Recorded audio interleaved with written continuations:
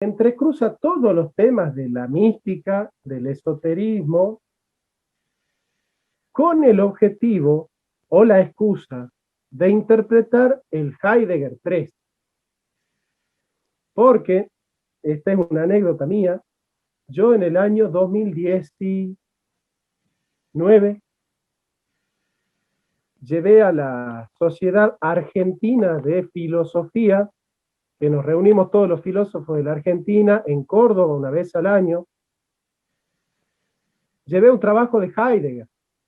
Pero como la Sociedad Argentina de Filosofía es internacional, porque vienen filósofos de todo el mundo, vinieron discípulos de Eduardo Rivera, que es el traductor de Heidegger al español.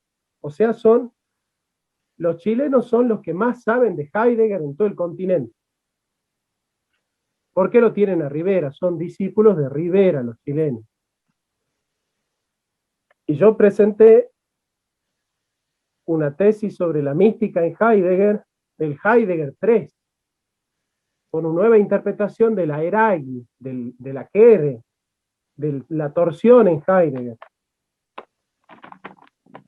Y se sorprendieron los discípulos de Rivera y me pidieron el artículo para publicarlo, porque yo ahí desarrollo dos tesis novedosas. Primero, la influencia de la masonería en Heidegger, y segundo, una nueva interpretación de la Kere. Ya vamos a ver qué es la Kere. Vamos a empezar una exposición del pensamiento de Heidegger con ocasión de hablar de la alquimia en Heidegger y sobre todo del self. El self significa la búsqueda del sí mismo, del sí mismo. Para eso es necesario hacer una exposición de la historia de la metafísica. Desde sus comienzos allá lejanos en la Grecia antigua hasta el siglo 30, es un paneo de la historia del ser. Geschichte das Sein, la historia del ser, es una historia del ser. Vamos a hacer una historia del ser.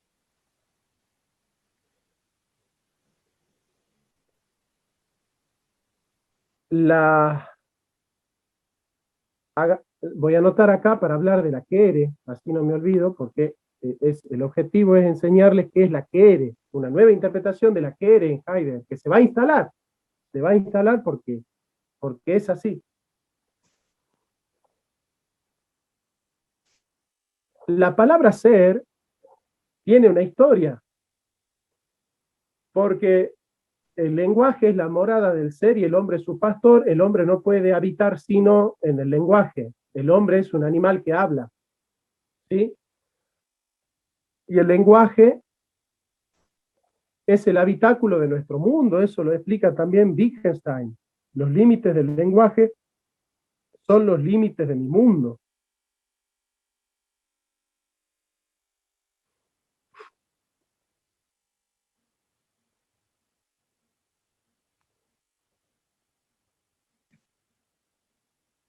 Y el ser se abre como un proyecto que funda una historia. En este caso, la historia de Occidente. Es la historia de Occidente. Y el ser se desarrolla como una apertura espontánea, un brotar, propiamente un brotar, que permanece brotando. La palabra brotar en griego es la palabra fío, fío, la F, la U y la O, la fío.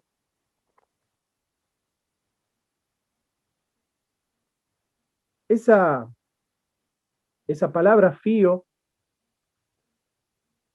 en el griego arcaico tiene la connotación de la palabra ser, es ser. La palabra fío es ser. Pero el ser, en cuanto a la esencia de una cosa y en cuanto a el estar siendo de una cosa.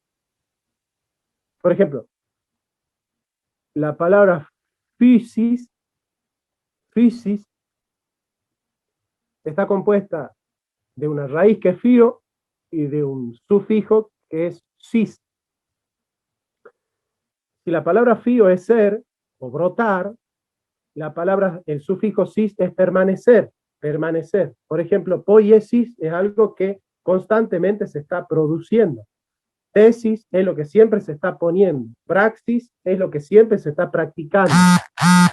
Entonces, el sufijo sis hace alusión a algo que sucede, pero constantemente, de manera permanente, de manera asidua. Y la palabra fío es brotar. Entonces, la palabra physis significa lo que brota y permanece. Lo que brota y permanece. Es una definición muy buena de naturaleza, porque si ustedes piensan en la naturaleza es aquello que brota, la naturaleza brota y permanece brotando. Permanece brotando. Si deja de brotar es porque ya se murió.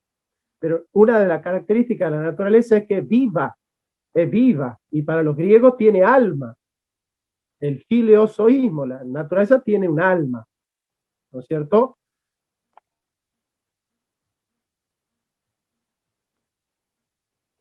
Y la palabra physis también significa la naturaleza de una cosa. Por ejemplo, physis ton anthropon o physis tu anthropú, la naturaleza del hombre. Physis tu aquilú, la naturaleza de Aquiles. O sea, se pregunta por la esencia de una cosa, lo más propio de una cosa, pero también se pregunta por la existencia de una cosa. La esencia y la existencia. ¿Y qué es el ser? El fundamento de la existencia, pero que implica el acto de la esencia. Por lo tal, el ser es todo lo que hay. O sea que la palabra fío habla de la totalidad de lo real, y no hay nada más que físico. Esa es la tesis de Spinoza. Deus sive natura, Dios, es decir, la naturaleza. No hay Dios fuera de la naturaleza, porque no hay nada fuera de la naturaleza, pues la naturaleza es todo, dicen ellos. La naturaleza es todo.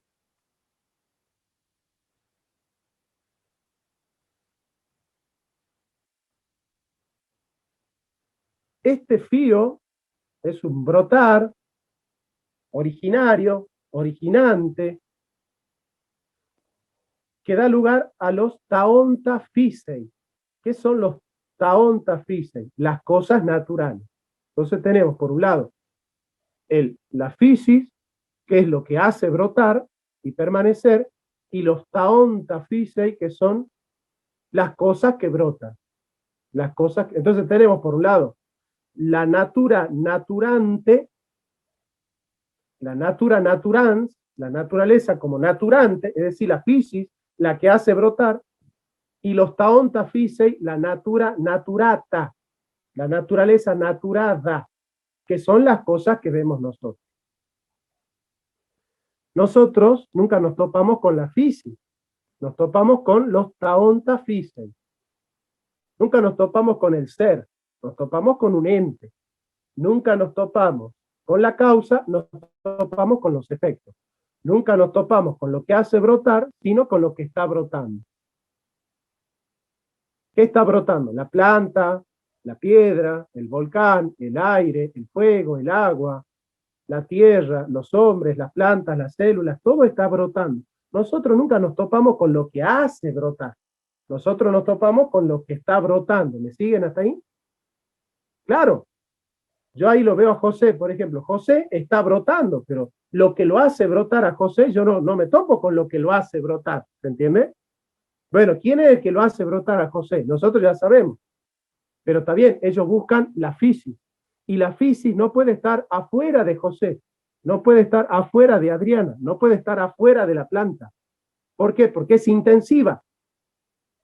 ¿Qué significa intensiva? Que lo que hace que las cosas sean está en todas las cosas y en cada cosa, en toda la cosa entera. Es maravilloso. Lo que hace que las cosas sean está en todas las cosas, que es lo extensivo del ser, y está en cada cosa, en toda la cosa, en ella entera. O sea, lo que hace que la cosa sea esa cosa es la causa de la cosa, el ser de la cosa, está en toda la cosa. No hay un ámbito de la cosa en la que no esté el ser.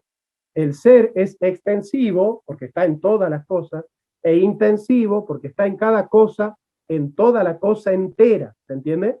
Entonces, extensivo e intensivo. Por lo tanto, el ser es la totalidad de lo real. La totalidad de lo real. No hay nada fuera del ser. Es decir, no hay nada fuera de la naturaleza. Porque claro, si fío es ser, y physis, ¿cómo se traduce en latín? Como natura. Y la palabra natura viene de nacimiento. Natur significa nacer. Naturaleza es lo que nace, lo que brota, lo que nace. Naturaleza, lo que nace y permanece. La maleza, la naturaleza. La entereza tiene que ver con algo que está sustancialmente permaneciendo.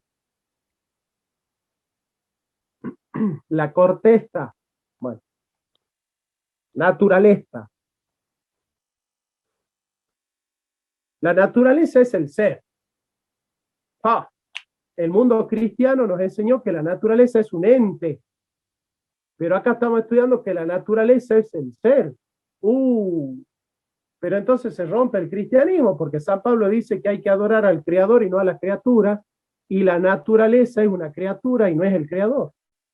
Entonces no hay que caer en la idolatría. ¿Cómo hacemos? Bueno, vamos a ver. En esta apertura originaria, en este abrirse espontáneo del ser, este abrirse espontáneo del ser, ¿se entiende? El ser funda la historia en un abrirse espontáneo, en un brotar espontáneo. En un brotar espontáneo. Es decir, funda el ser de las cosas y hace la historia, hace la historia. Así nació Occidente, con el ser. Este ser en su abrir espontáneo es indeterminado. Va a decir Anaximandro, es apeirón. Apeirón. ¿Qué es el apeirón? Lo indeterminado, lo ilimitado. La palabra poros significa determinación, limitación. Salida. Y la palabra apeirón significa sin salida, sin determinación, sin limitación, sin fin, indeterminación, indeterminado. Infinito. Infinito. ¿Y por qué es indeterminado? Porque al habitar todas las esencias, él mismo no es ninguna esencia. Es decir, la causa de todas las esencias, él mismo no tiene una esencia. Como nosotros vimos el otro día, la causa de lo que es, él mismo no es. Porque la causa de que todas las cosas sean lo que son, es decir, de que las cosas tengan una esencia, no tiene él mismo una esencia. Y esto es así. Porque si la causa de la totalidad de lo real tuviese una esencia, entonces significaría que la totalidad de lo real es esto y no aquello. Ahora, si es esto y no aquello, entonces ya no podría ser la totalidad de lo real. Para que sea la totalidad de lo real, no puede ser esto y no aquello. Pero la esencia es lo que hace que una cosa sea esto y no aquello. ¿Se entiende? Entonces, la esencia es un principio de delimitación, de determinación, de fragmentación. Pero el ser no puede ser limitado. Y la naturaleza tampoco. ¿Cuál es el problema del cristianismo? Que la determinó a la naturaleza, que la limitó a la naturaleza. Ya vamos a ver eso. Por eso hay dos interpretaciones del Génesis. La que coloca al hombre como siendo parte de la naturaleza, que es el eloísta, y la que lo coloca al hombre como por encima de la naturaleza para explotarla. Ese es el sacerdotal. Entonces usted puede leer el Génesis como que el hombre está como parte de la naturaleza, o como encima de la naturaleza para enseñorearse y apoderarse de ella. El cristianismo católico ha generado la teología de que el hombre está por encima de la naturaleza. Bueno.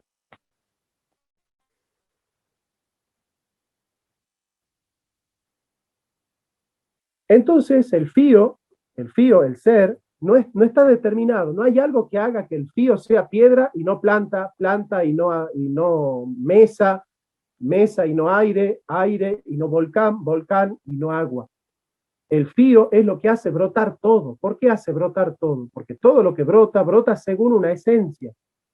Pero el fío no tiene una esencia, porque él hace brotar todo. Para que él pueda hacer brotar todo, él no puede estar determinado por ninguna parte. No puede ser el ser, la piedra, el agua, el aire, el fuego. ¿Por qué? Porque el fuego es una determinación, el ser es indeterminado. Entonces se equivocan algunos presocráticos cuando dicen el ser es el agua, el ser es el aire, el ser es la tierra, el ser es el fuego, el ser son los 4 elementos. No. Para que sea la causa de la totalidad de lo real no puede estar determinado. Bueno, es Apeirón. Ahí está, Anaximandro. Es Apeirón. Anaximandro es el presocrático más importante de todo porque se da cuenta que el ser es indeterminado, es apeirón, es indeterminado, es infinito. No tiene esencia. Hace a la esencia, pero él no es una esencia. Es decir, da ser, pero él no es. Seguimos lo mismo en la mística, seguimos ahí. Lo que da ser no es. Por eso el fondo de la mística es el nihilismo, porque ustedes buscan el fundamento y no hay. Entonces, ¿qué es la mística? Aprender a vivir en la nada, ¿no? Bueno.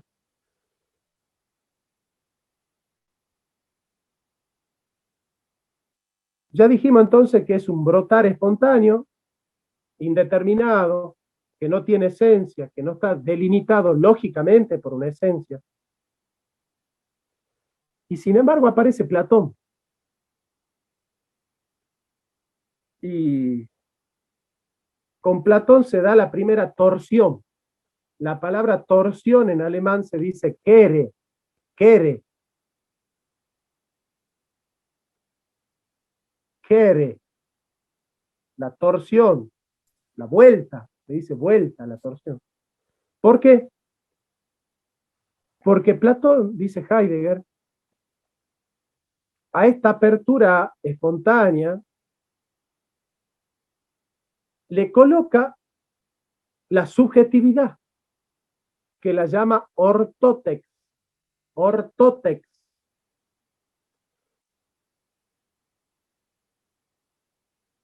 ¿Qué significa ortodoxia? La fe correcta. ¿Qué significa ortopraxis? La práctica correcta. ¿Qué significa ortodoncia? La corrección de los dientes. O sea que la palabra orto significa corrección, corregir, rectificar, recto, algo recto, ¿no es cierto? Bien. La palabra ortótex significa corrección de la representación. Corrección de la representación. Sime, ¿te pudiste fijar si hay alguien que está queriendo ingresar? Sí, ya me fijé, no hay nadie. Además, Bien. Jorge todavía está conectado. Bien. Entonces, ¿qué es lo que va a colocar entre el hombre y el ser, Platón, y la naturaleza? Va a colocar la ortótex, la corrección de la representación. Entonces, ¿qué supone? Que esa representación no es espontáneamente verdadera, sino que debe ser corregida por la subjetividad del hombre. O sea, la naturaleza tiene que ser corregida por la subjetividad del hombre. Oh, ahí nace otra cultura, ahí nace Occidente, dice Heidegger, ¿no? Nace con la T. Ahí explota la bomba atómica, dice Heidegger. En una entrevista con Der Spiegel, dice, ahí explotó la bomba atómica. Por más que la bomba atómica tardó 2000 años en explotar, ahí estaba explotando con Platón. Ya Platón estaba creando la bomba atómica. Hiroshima, Nagasaki, Auschwitz nacen con Platón, dice. El capitalismo nace con Platón, dice Heidegger, ¿no? Porque claro, si el ser es una apertura originaria, espontánea y originante, indeterminada, inacible, infinita, que con Platón se comienza a corregir a partir de un ejercicio lógico, que es la dialéctica, que va corrigiendo las representaciones hasta crear una idea que sea clara y distinta, es decir, una idea que sea, como dice el Parmenides, idéntica a sí misma. En esa corrección de la representación, el que corrige es el hombre. Quiere decir que el hombre ya está por encima de la naturaleza y que tiene el poder de someterla para corregirla, porque la naturaleza no tiene un orden espontáneo. El hombre tiene que ordenarla a la naturaleza porque él está por encima de ella. Y comienza a determinarla porque ya queda la fisis como lo que brota espontáneamente y la tesis, que es lo que el hombre hace brotar.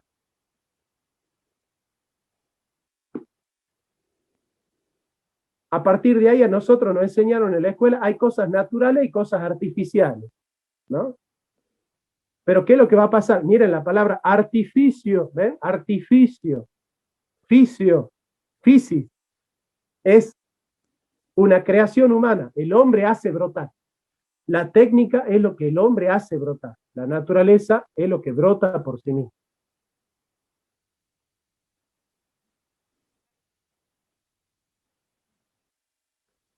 La técnica es lo que el hombre hace brotar. La técnica es lo que hace brotar el hombre. La fisis es lo que brota por sí mismo. Qué interesante. ¿Por qué? Porque ahora la naturaleza es lo otro que la tesis. La tesis es lo que hace brotar el hombre, la naturaleza es lo que brota por sí mismo. Hay dos. Ahí nace la dualidad. Cuando nace la dualidad se rompe la unidad, el uno originario. Se rompe el uno originario, esa unidad o esa no dualidad originaria. ¿Por qué? Porque ahora ya hay fisis y tesis. La fisis ya no es la totalidad de lo real. ¿Se dan cuenta? Ya está delimitada, ya está determinada por lo otro que ella, que es la tesis. No se dan cuenta lo que va a surgir ahí. Va a surgir entonces el mundo donde el hombre ya no vive en la naturaleza, vive en la tesis. Es decir, ya no vive en el fío, sino en la tesis. El hombre habita el mundo que él mismo construye.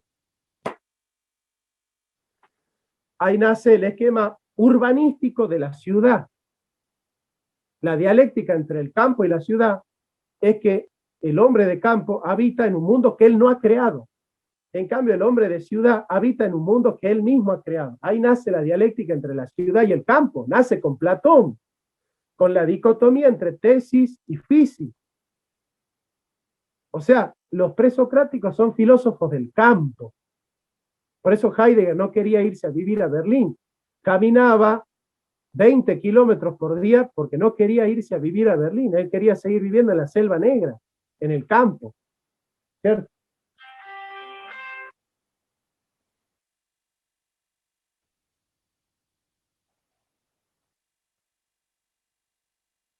Bueno, acá pueden sacar tesis de arquitectura si quieren. La dialéctica entre el campo y la ciudad es que la ciudad es el mundo que el hombre crea. El hombre habita en el mundo que él crea. El campo es el mundo que el hombre no crea. Entonces, el hombre de campo está abierto a la naturaleza porque él no vive en lo que él crea. La ciudad es el mundo que el hombre crea. El hombre de ciudad siempre es progresista. Porque hace de la naturaleza una técnica. Ustedes fíjense dónde nace el progresismo. ¿En las ciudades o en el campo? ¿De dónde viene el progresismo en Perú? ¿Del campo o de Lima? ¿De dónde viene el progresismo en Chile? ¿De Santiago de Chile o de Arequipa? ¿De dónde viene el progresismo en la Argentina? ¿De Tucumán y Jujuy o de Buenos Aires? ¿De dónde viene el progresismo en México? ¿Del DF o de, ¿viste? o de Tijuana? ¿De dónde viene el progresismo? De las grandes urbes. Siempre viene de las grandes urbes. Esto es así, esto es una arquitectónica de la metafísica. Hay que hacer un estudio sobre la relación entre arquitectura y metafísica. Bueno.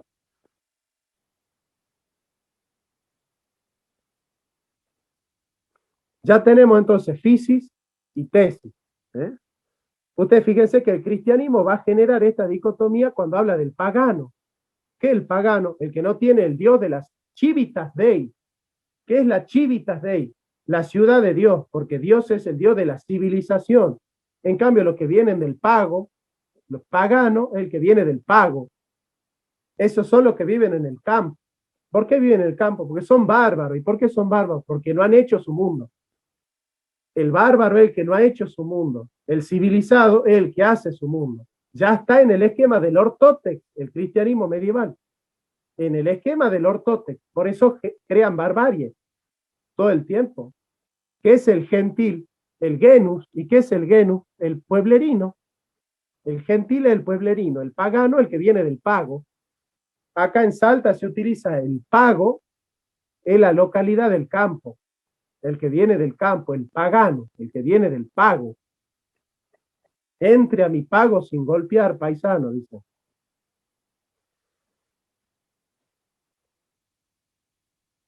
O sea que tenemos la primera dualidad, es la dualidad entre physis y tesis. Y después tenemos la segunda dualidad en la época medieval, que es la dualidad entre lo natural y lo sobrenatural. O sea que Dios ya está sobre la naturaleza. Ya que Dios ya no es la naturaleza, sino que está sobre ella.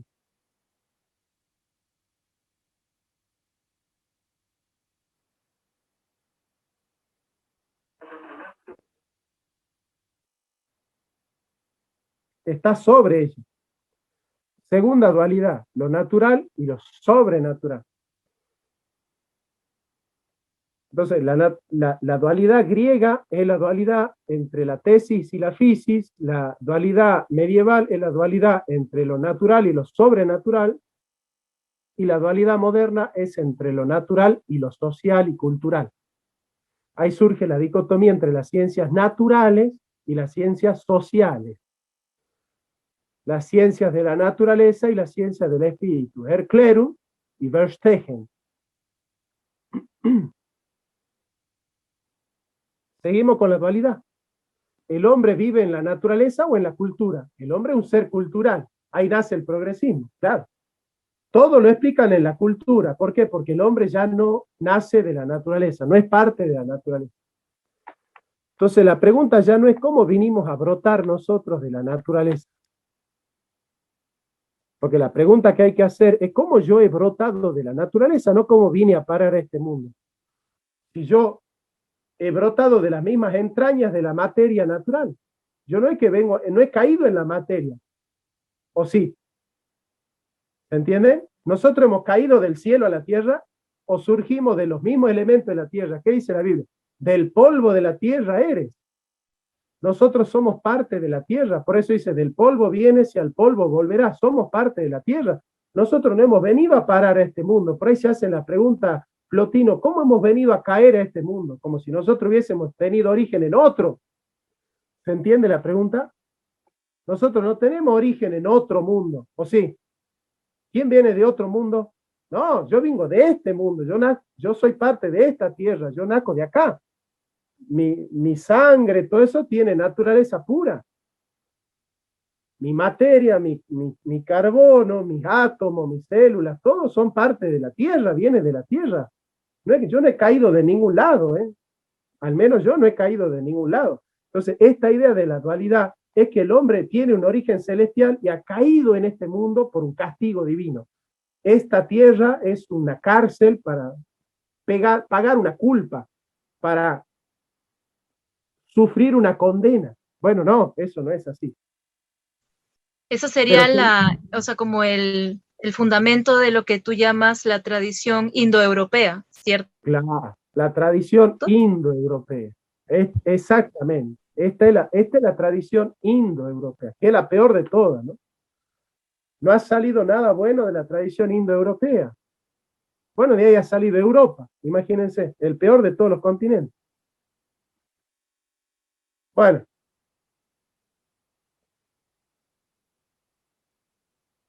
En este esquema de la dualidad va a surgir Descartes hablando, ortótex para Descartes es la representatio, la representación. ¿Qué es la representación? Aquello que el hombre configura desde su propia subjetividad. ¿Por qué? Porque la naturaleza nos puede engañar. Hay un genio maligno en la naturaleza. Entonces la naturaleza se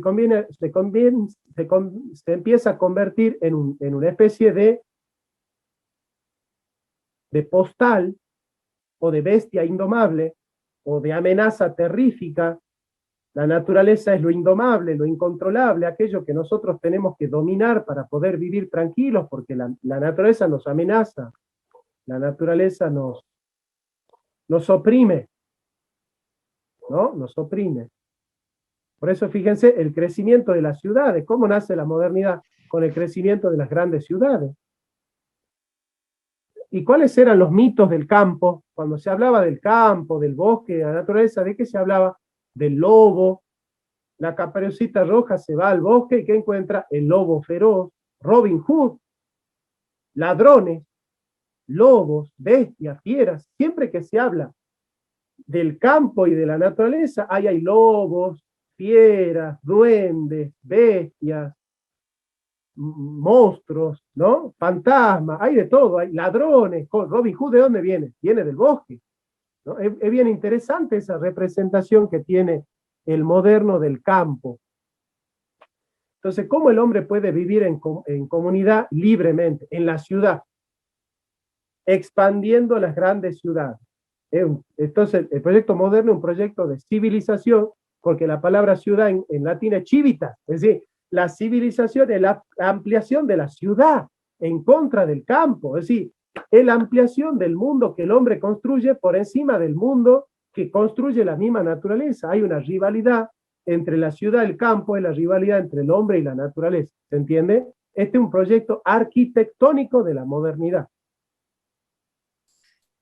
Sí, profe, ¿puedo decir algo? Sí, Adri.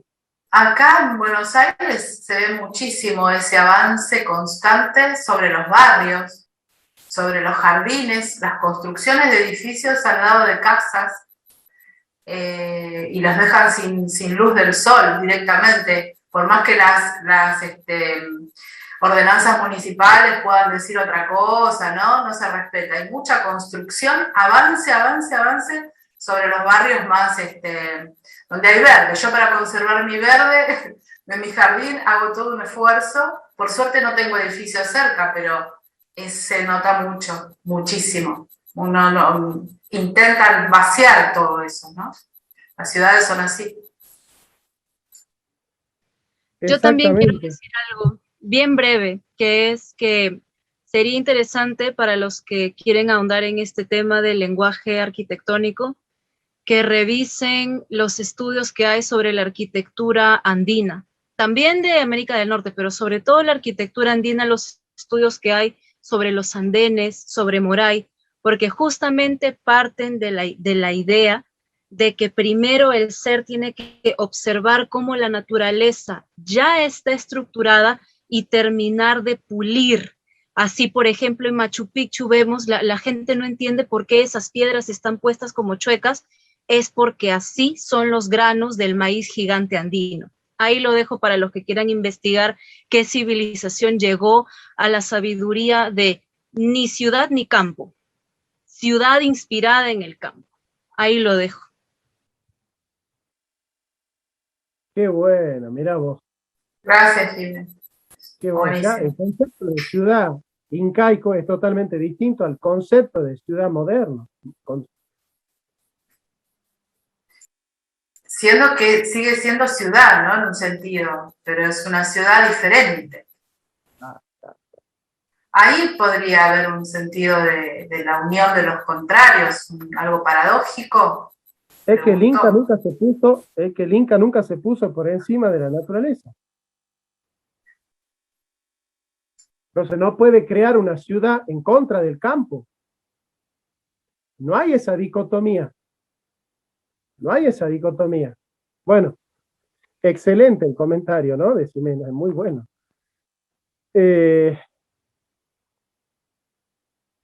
Entonces, ¿dónde está el dominio para el moderno? En la inteligencia. Descartes, con la razón, el hombre corrige a la naturaleza. Y con Nietzsche, ¿dónde se da la corrección? En la voluntad. La voluntad de poder es la que le permite al hombre enseñorearse de la vida.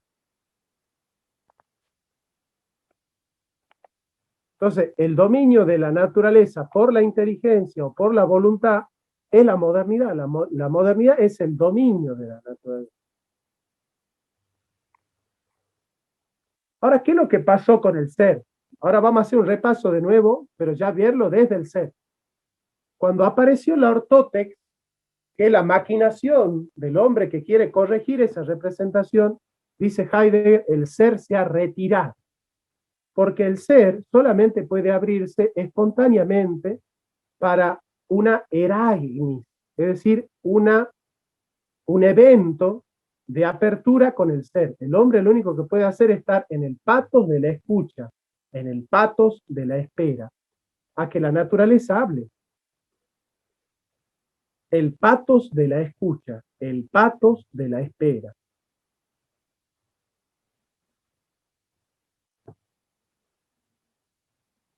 Pero cuando el hombre en vez de esperar hace brotar, cuando el hombre en vez de escuchar quiere ver, sale de la cultura de la escucha, ingresa en la cultura de la vista, sale de la naturaleza, entra en la técnica, sale del brotar espontáneo y comienza en un brotar artificial. Sale del campo, ingresa en la ciudad. Por eso, ¿dónde nace el progresismo? En Atenas. Claro. Es en Atenas, sí.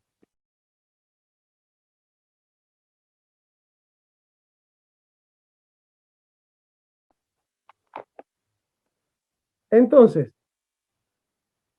esa estructura cosmovisiva de la ortótex hace que el ser se retire. El ser se retira.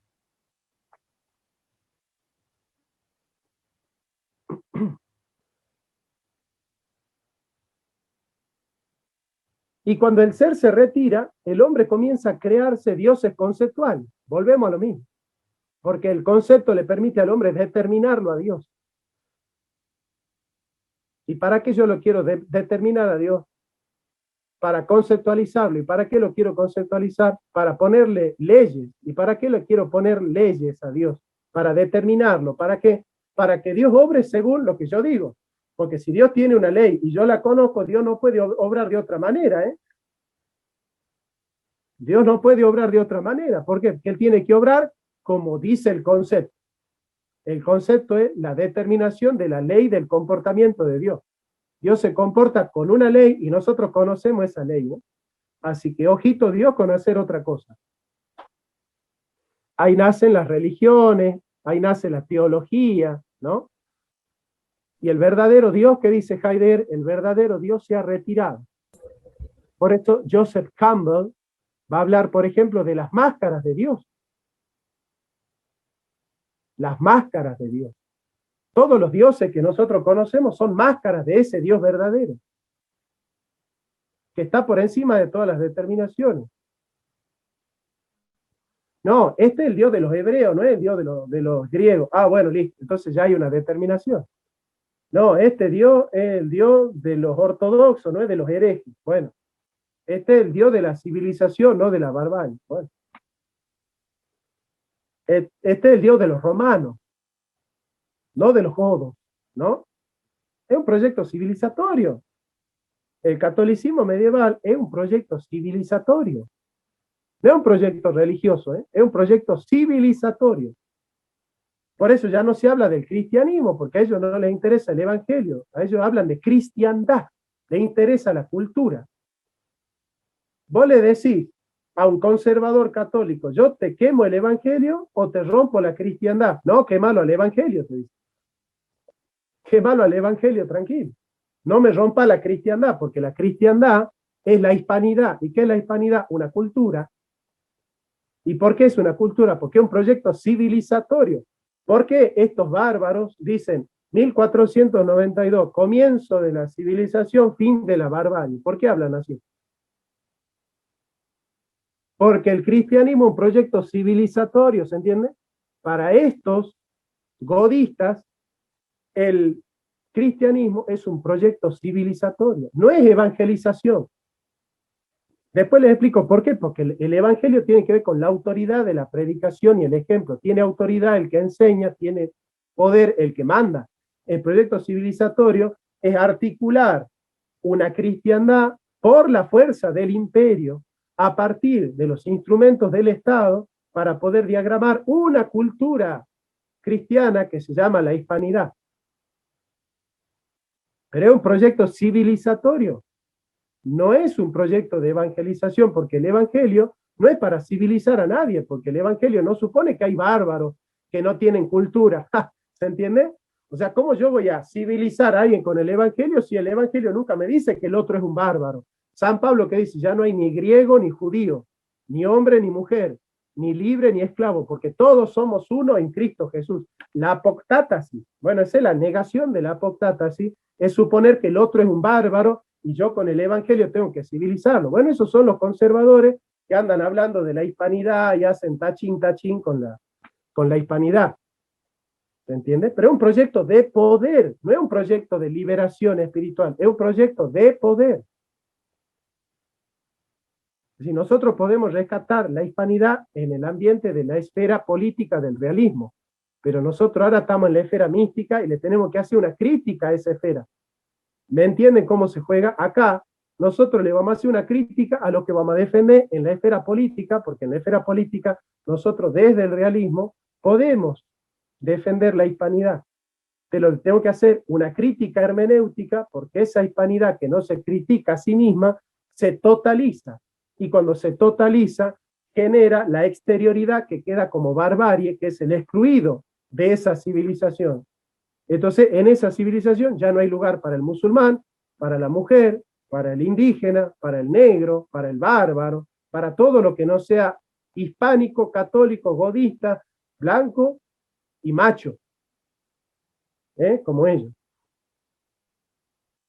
Porque es una cultura macho. La cultura macho es la cultura que penetra, la cultura que oprime al otro. No es la cultura hembra que fermenta, que germina, que fertiliza, que cobija, que abraza, que ama. Es la cultura que rompe, que penetra, que destruye, que coloniza, que conquista. Bueno. Pero también puede ser la cultura que evangeliza, ¿no? En vez de hacer eso, puede ser la cultura que trae el evangelio y siembra, como explicas en tu video. Así es, puede serlo, pero ya no estamos en el catolicismo. En ese catolicismo, por lo menos, ya no. ¿Sí? Bien. Perdón. Sí, Jonathan, porque, claro, en ese catolicismo, para que yo por lo menos, para que quede claro, porque esta forma del cristianismo o esa faceta, no es el cristianismo, digamos, es una faceta del cristianismo del catolicismo, y de una parte, y de una parte, claro. Y no es todo el catolicismo, es una parte del catolicismo. Bien. Entonces, cuando el hombre moderno, desde Platón, la modernidad en Platón, a través del ortótext, corrige la representación, esa presentación no se vuelve a presentar. La representación es volver a presentar algo que se presentó espontáneamente, pero se la vuelve a presentar corregida. ¿Qué dice Dios? Yo no me voy a enmascarar para que el hombre sujete mi naturaleza en una ley que me domine y que me prescriba unas normas con las cuales yo tenga que operar. Entonces, ¿qué hace ese Dios? Se retira, el ser se retira. Ese es el último Dios. El último Dios es ese ser que se retira. Esa ultimidad tiene que ver con que está enmascarado. ¿Por qué está enmascarado? Porque ese Dios aparece hoy con las máscaras del Dios civilizatorio, del Dios macho, del Dios Europa, del Dios capital, del Dios razón, de la diosa historia, de la diosa cultura, de la diosa técnica, del Dios fetiche. Por eso Marx es uno de los grandes profetas de la modernidad, porque él critica el fetichismo. El fetichismo es la idolatría. Fetichizar significa hacer de Dios una cosa. Jonathan, sí, hermano. Me trae esa memoria que a lo largo del Antiguo Testamento, Yahvé siempre se retira cuando su pueblo se entrega a la idolatría. Él dice, cavaron cisternas rotas que no retienen agua, me cambiaron, dice. O sea, es poner otra cosa en lugar de lo que él es, y él se retira. Entonces es algo que concuerda mucho con lo que estás diciendo. Maravilloso, hermano, maravilloso. Exactamente, maravilloso. Entonces, ¿qué va a pasar? Este Dios va a estar soterrado, dice Jairo. Este Dios va a estar soterrado.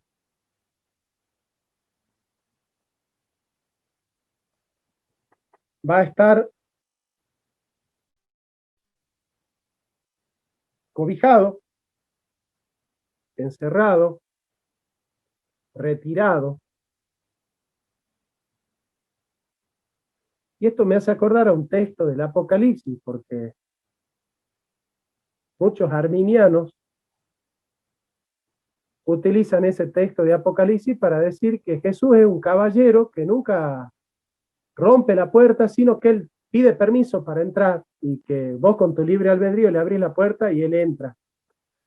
En realidad hay un texto de Apocalipsis, creo que me pueden ayudar a buscarlo, pero es Apocalipsis, dice: he aquí yo estoy a la puerta y llamo. El que escucha mi voz y me abre, entraré y cenaré con él y él conmigo. En realidad ese texto no habla de que Jesús es un caballero que toca la puerta para entrar, sino de que la iglesia lo tiene a Jesús afuera. Cuando Jesús dice, yo estoy a la puerta y llamo, el que escucha mi voz y me abre, entraré, ¿qué significa? Que Jesús le está diciendo a la iglesia, miren que yo estoy afuera, miren que yo estoy afuera. Yo estoy a la puerta y llamo, el que escucha mi voz y me abre, yo entro, pero yo estoy afuera. Eso está diciendo Jesús.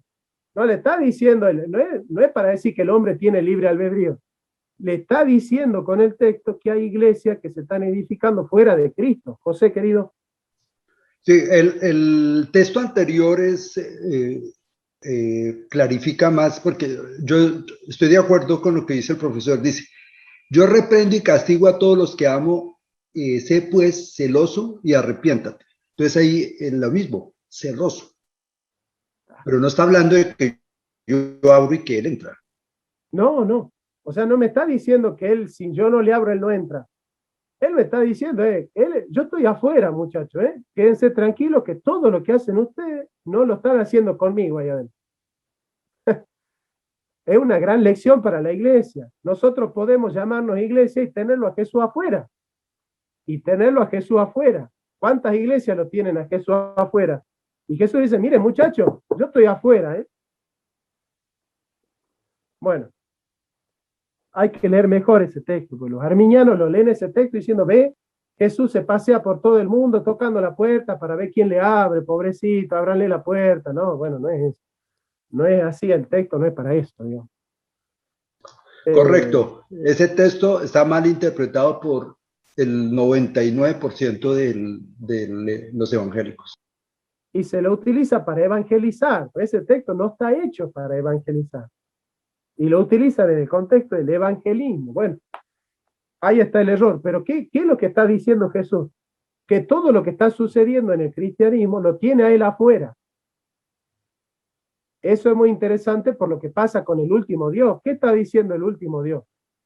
Se retira y solo los místicos podemos escuchar. Escuchen esa palabra hermosa que va a decir Heidegger. Ese Dios se retira y en esa abismosa lejanía queda una resonancia. Me encanta esa palabra.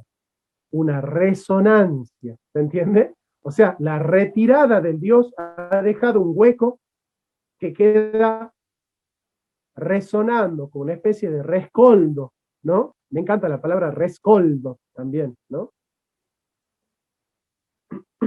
Y una permiso, Jonathan, y una invitación a volver a la escucha. Por eso el patos de la escucha es esa capacidad de captar esa resonancia.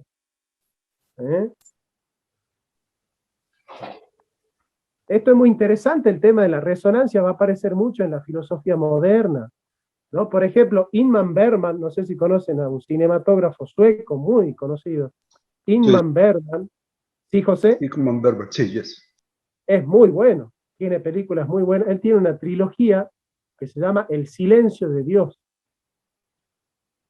donde él trata de mostrar al estilo de Esperando a Godot, digamos, ¿no? Un suceso que nunca llega. Es decir, el hombre está esperando algo que nunca llega, ¿no? Godot nunca llega, ¿no? Dios es ese Godot. Por eso, por ejemplo, Woody Allen, en una película dice, este, yo, siguiendo una frase de Einstein, Einstein dice, Dios no juega los dados con el universo. Y Woody Allen dice, Dios, sí, Dios no juega los dados, juega las escondidas, ¿no? Y un poco esa línea de Benedicto XVI, Dios está hablando, pero los hombres no lo escuchan, los hombres están sordos, cuando más bien, como dice Primo Levi, Dios está pavorosamente ausente de los terribles dolores que aquejan a los hombres. Una de las maneras más importantes que tiene Dios de hablar a los hombres es guardar silencio. El silencio de Dios es pavoroso, pavoroso. El silencio de Dios es pavoroso. Y la filosofía moderna, la filosofía contemporánea, es un pensamiento del silencio de Dios. ¿Cómo poder articular el silencio de Dios que abruma? Abruma el silencio de Dios. Fíjense, ustedes que son evangélicos y conocen muy bien algunos de los temas, ¿hace cuánto que no hay un avivamiento en la iglesia? ¿Cuál fue el último? ¿El de Wesley? ¿El de Whitfield? ¿El de Spurgeon? No sé cuál fue el último avivamiento de la iglesia. El de Jonathan Edwards y después el de Spurgeon y ya. Creo que fue el de la calle Azusa en 1930 y algo. Y ahí, Bueno, que pero de ahí surge la rama pentecostal. podría ser cuestionado como avivamiento, pero sí, se puede aceptar que es un avivamiento que después se distorsionó, ¿no? Que después cayó en el movimiento de la fe, que es un movimiento bastante perverso, neopentecostal, ¿no? El movimiento de la fe, donde ahí están Benny Jim, donde están, bueno, ¿no? Muchos otros, bueno, una parte de Billy Graham, y también, bueno, ahí está, qué sé yo, Maldonado, Cash Luna, y bueno. Eh, Profesor, quería compartir un texto que leí hoy por la tarde. A Eh, ver, he tenido un día de mucho meditar, de mucho pensar. He estado muy sensible, he estado muy conectado con Dios, no sé, he estado muy, muy sensible. Así, los cultos fáciles y claros de los pueblos niños, de los hombres primitivos, no fueron como solemos pensar, hijos de la ignorancia y de un escaso desarrollo mental, sino de la sencillez del corazón, de la intuición profunda, de la veracidad de espíritus ingenuos que sentían que no puede uno religarse a lo que no concibe. Religión es religarse, enlazarse de nuevo, rehacer el vínculo que nos unía a lo más alto, a lo más poderoso, a lo más sabio, a lo divino. oh, bueno, Maferrer para variar. mira vos, me mandaste un texto de él una vez, ¿no? Una captura, ¿puede ser? Te he mandado varios, pero es Sí, que este tipo, no sé, hoy cuando leí algunas cosas de él, solo lloraba y el silencio. ¿me lo podés mandar por WhatsApp la captura de ese texto? Mira, esta es una obra, un ensayo filosófico místico de él. Entonces te lo voy a Me, compartir. me gustaría que me lo mandes, porque me gustó mucho. Y yo les cuento una cosa, ¿no? Heidegger dice, solamente puede callar a alguien que tiene algo para decir. Es importante el silencio, porque ¿saben por qué no se puede evangelizar hoy? porque está devaluada la palabra.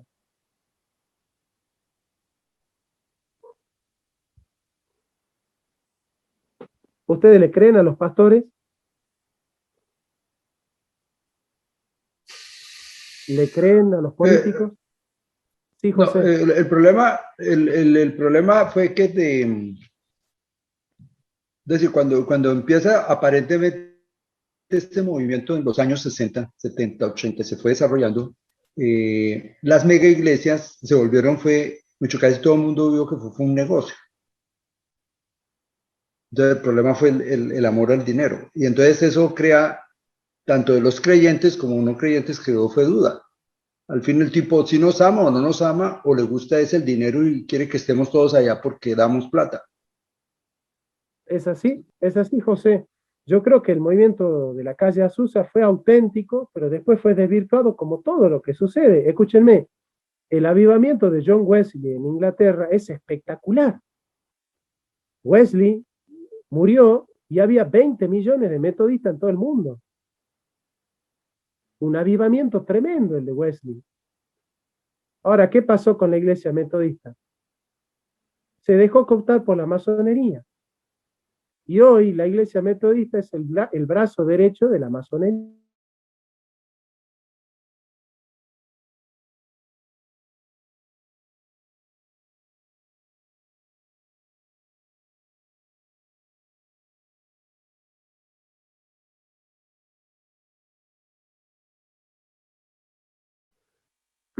Lo digo injustamente, muy exageradamente, ¿no?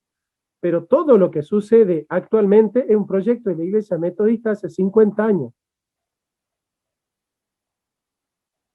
¿Saben cuándo la Iglesia Metodista empezó a hablar del aborto? Hace 30, 40 años. Cuando el Partido Obrero hablaba de la maternidad, la Iglesia Metodista hablaba del aborto. ¿Se entiende? O sea, el Partido Obrero quedaba conservador al lado de la Iglesia Metodista.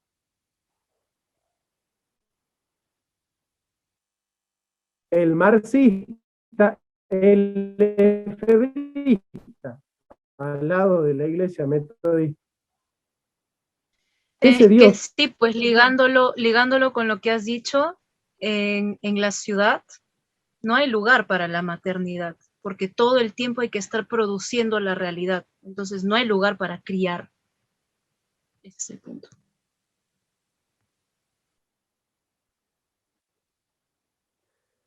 Entonces, este Dios que se retira, angustia con su silencio, porque está devaluada la palabra. Es ese último Dios que está cansado de ser hablado. Y miren cómo va a terminar entonces la cosa. Porque yo ya se los leí al texto, pero se los voy a leer nuevamente, porque a partir de lo que ahora han visto, ya con eso terminamos, van a entender muy bien en qué consiste ese reconocimiento del yo, del sí mismo, como un recogimiento de esa historia del ser, en la cual se disuelve nuestra propia individualidad para encontrar esa autenticidad. El principio evangélico es: el que quiera salvar su vida la perderá, el que la pierda en pos del ser la ganará, la recuperará. Es decir, el engaño del liberalismo es que plantea que para salvar la individualidad hay que rescatar la individualidad. ¿Y qué dice el cristianismo? Para salvar la individualidad hay que perderla. ¿Vos querés salvar tu vida? La vas a perder. ¿Estás dispuesto a perderla en pos de Cristo? Sí, entonces la ganarás. ¿Cuándo lo ganó Abraham a Isaac? ¿Cuando nació de Sara o cuando estuvo dispuesto a sacrificarlo? ¿Cuándo lo ganó verdaderamente a Isaac? Cuando estuvo dispuesto a sacrificarlo. Sí, José. Estás en mute, José. Estás en mute. José, estás en mute, perdón. No, cuando Isaac cuando Abraham ofreció a su hijo, al único hijo, en sacrificio, ahí fue cuando lo ganó. Ahí fue cuando lo ganó. Nosotros, ¿cuándo ganamos nuestra vida? Cuando estamos dispuestos a renunciar a ella. Ahí es donde le encontramos verdadero sentido. Cuando yo digo, no, tengo miedo a morir, yo no quiero morirme, como dice el sentimiento trágico de la vida Unamuno, yo quiero morir, no, yo no quiero morir, quiero seguir viviendo, así con mis problemas, así con mis tragedias, quiero seguir viviendo, le tengo miedo a la muerte. Bueno, no, o sea, uno cuando renuncia a querer conservar la vida, en el sentido patológico del término, es donde la recupera con un nuevo sentido. ¿Cuál es el problema del liberalismo? Que quiere salvar la individualidad no renunciando a ella. Y renunciar a la individualidad es abrirse al self, es decir, al suprasentido, es decir, al inconsciente colectivo. ¿Por qué? Porque en el inconsciente colectivo no hay individualidad, está Adán. ¿Y qué es Adán? El prototipo del hombre universal. Adamu significa humanidad, el prototipo del hombre universal. Todos nosotros somos Adán, el primer Adán.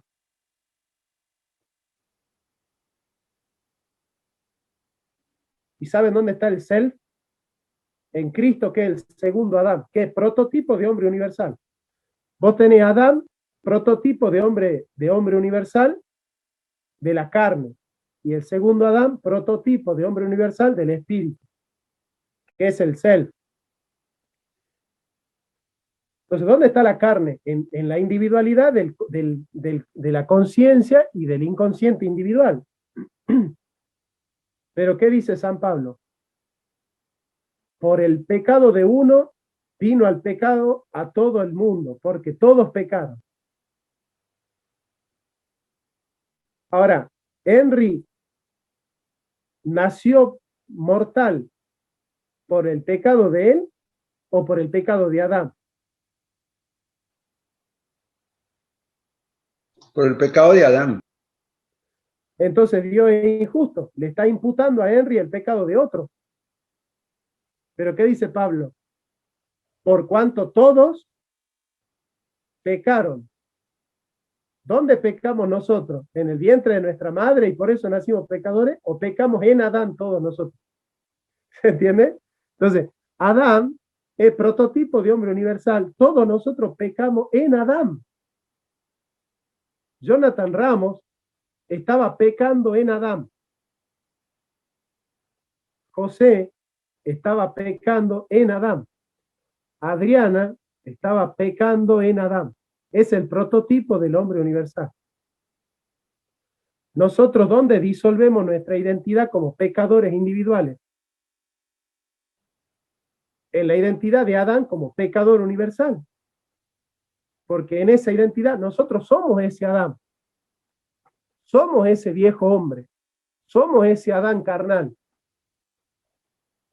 ¿Y cómo nos podemos recuperar a nosotros mismos? Queriendo conservar ese Adán o renunciando a ese Adán en pos del nuevo Adán, el segundo Adán, el Adán espiritual. Así como en Adán todos están muriendo, así en Cristo todos serán vivificados.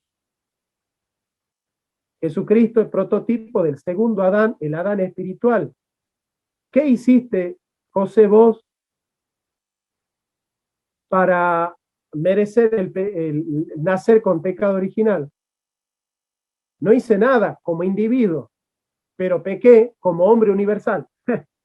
¿Se entiende? O sea, José como individuo no ha pecado. José como hombre universal, como parte de la raza de Adán, ha pecado. Y por eso es culpable. Esta teología es profundísima. Entonces, ¿dónde es que José tiene que reconciliarse consigo mismo? ¿En el hombre individual o en el hombre universal? En el hombre universal. No se olviden nunca de eso. Y Jesucristo es hombre individual, hombre universal. Es hombre universal. Entonces, ¿ustedes dónde se van a recuperar? Saliendo del hombre universal de la carne e ingresando en el hombre universal del espíritu. ¿Qué hiciste vos, José, para merecer la redención de Jesús? En el hombre individual, nada. En el hombre universal, fuiste crucificado juntamente con Cristo. Entonces, ¿qué dice la Biblia? Como hombre universal, yo no he pecado, ha pecado Adán. Pero como hombre particular, como hombre individual, yo no he pecado, ha pecado Adán. Pero como hombre universal, por cuanto todos pecaron. ¿Ven? ¿Ven cómo se trata? O sea, como hombre individual, por el pecado de uno, ha llegado el pecado a todos. Ese es como hombre individual. Como hombre universal, por cuanto todos pecaron. Vamos al segundo Adán. Como hombre individual, Jesucristo hizo todos los méritos. Y nosotros somos pecadores. Y la salvación es por gracia. Pero como hombre universal, fuimos crucificados conjuntamente con Cristo. Y juntamente con Él resucitaremos. Entonces, ¿cuál es el esquema de la salvación? El hombre universal. ¿Y qué es el hombre universal? El hombre del suprasentido.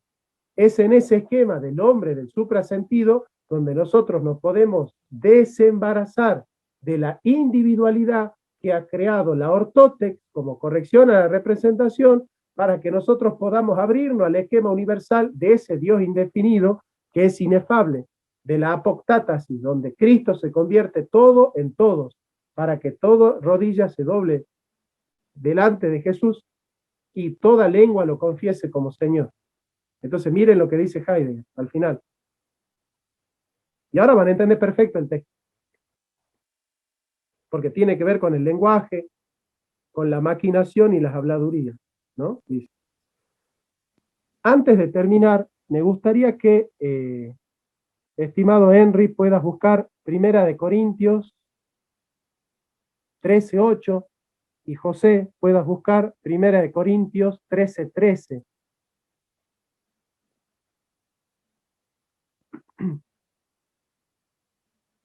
Primera de Corintios 13:8 y 1 Corintios 13:3.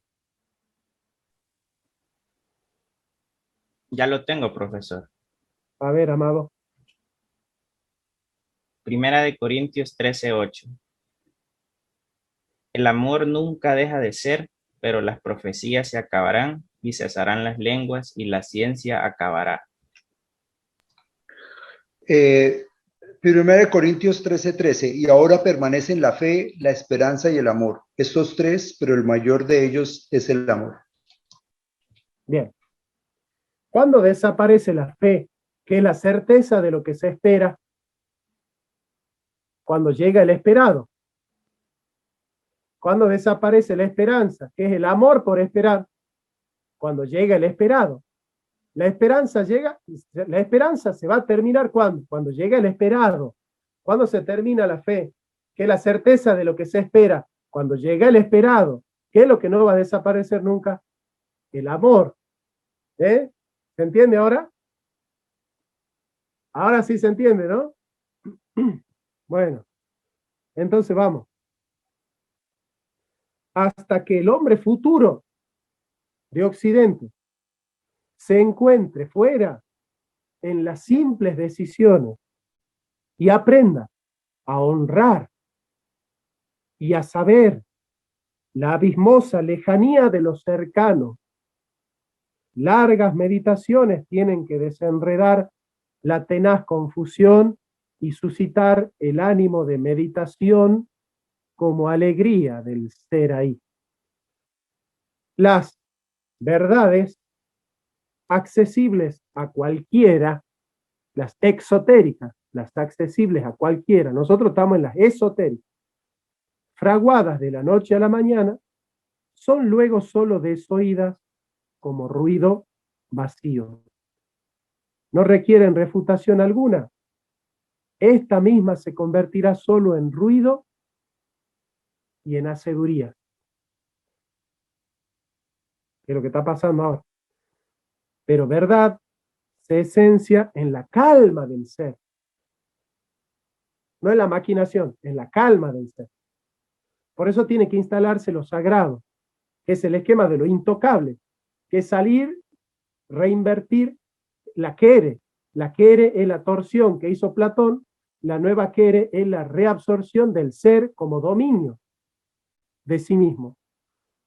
Pero la verdad se esencia en la calma del ser. Esta calma es la cercanía del último Dios.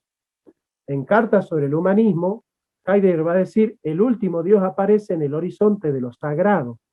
porque lo sagrado es lo intocable. Y nosotros vamos a abrirle paso al último Dios cuando empecemos a hablar de lo sagrado. Hay una sacrofobia que tiene la filosofía que no habla de lo sagrado, porque lo sagrado tiene que ver con los mitos, y la filosofía supuestamente es la superación del mito. Entonces nosotros, ¿por qué no hablamos de lo sagrado en filosofía? Porque le tenemos miedo al mito, le tenemos prejuicio al mito. Hay una sacrofobia por parte de la ilustración. La filosofía sigue siendo ilustrada. Entonces, recuperando el mito, recuperamos lo sagrado. Recuperando lo sagrado, abrimos la lejanía de lo intocable. En la lejanía de lo intocable se desarman las habladurías, las hacedurías, y aparece el horizonte de ese último Dios que vuelve a abrirse espontáneamente fuera de la corrección a la representación. Eso era lo que tenía para hoy. Esa era la clase de hoy, digamos. Excelente, profesor Jonathan. Magistral. Hermoso. Sí, magistral. Jonathan, quisiera agregar algo rápidamente que creo que puede ser de provecho para todos, siempre de este mismo libro. Es que esto está bárbaro. Dice, hay una causa suprema, absoluto, a quien a cada instante con loca irreverencia nombramos e invocamos llamando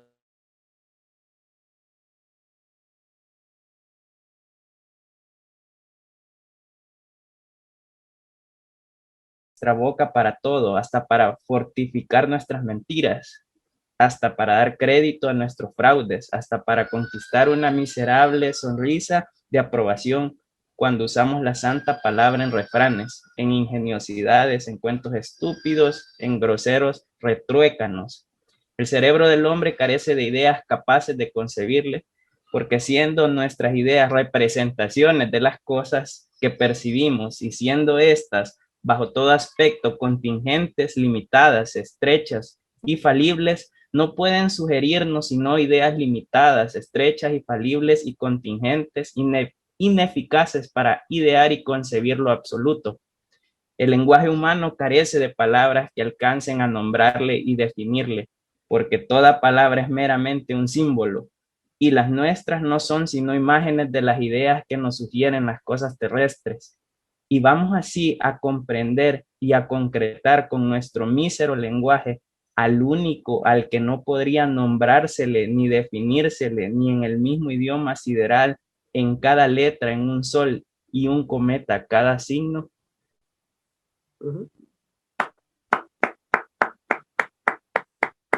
Muy bien, claro, y sí.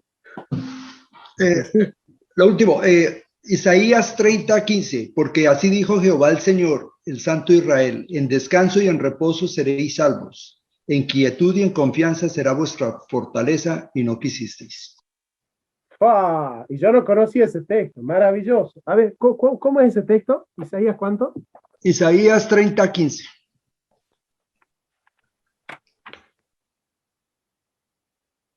Isaías 30:15, maravilloso. Realmente maravilloso. Y hay un salmo, José, que dice, estad en vuestras habitaciones, meditad y callad. Hay un salmo que dice así. No sé qué salmo es, pero dice así, ¿no? Y Elías, Jonathan, en el silbo estaba. No estaba en el terremoto ni en la tormenta, sino que en el silbo. Ya te voy a decir qué texto es. Dice así, meditad en vuestras habitaciones y callad. A ver. Salmo 4:4, creo que. Salmo 4:4 dice, meditad en vuestro corazón estando en vuestra cama y callad.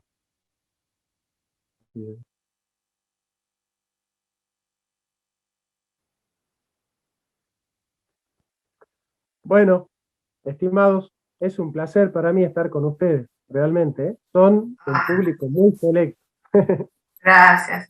Jonathan, ¿puedo agregar algo? Muy chiquito, muy pequeño. Hablando con algunos progresistas, de contactos ahí, hablando acerca del arte, Y yo les decía esto, justamente esto que dijiste de lo sagrado, ¿no? Que poco hay del arte sagrado. Y entonces enseguida me saltaron a corregir. Todo el arte es sagrado. No. Y bueno, no, le digo, no, todo el arte no es sagrado. Esa manera de anular, de anular lo sagrado precisamente. Porque si todo el arte es sagrado, cualquier cosa es sagrada. Bueno, esa es la línea. No, si todo No es solo que sagrado, nos. Claro, si todo es sagrado, entonces cualquier cosa se le va a dar esa categoría. nada es sagrado. Exacto, nada es sagrado. Eso Así es. quería mencionar, pues sí, porque en esta cuestión de que poco hablamos de lo sagrado, que poco lo tenemos en cuenta, ¿no? Y dónde va la cosa. Y, bueno, eso. Hay que salir de la sacrofobia. Sí, así es. Es que en el progresismo todo es así, ¿no? Todo es sagrado, quiere decir que nada lo es. Todos somos especiales, quiere decir que nadie lo es. Todos somos campeones, quiere decir que nadie lo es. Exacto. Claro, Exacto. muy bien, Esa es la muy lógica, bien, sí. muy bien. Esa es la lógica que usan. Eso es. Aparte, no todo es para todos. Y esa es una sabiduría muy importante, ¿no? Por eso dice Hölderlin, esa frase me marcó para toda mi vida. Dice, donde crece lo que mata, crece lo que salva. Bueno, les mando un fuerte abrazo. Que Dios los bendiga mucho.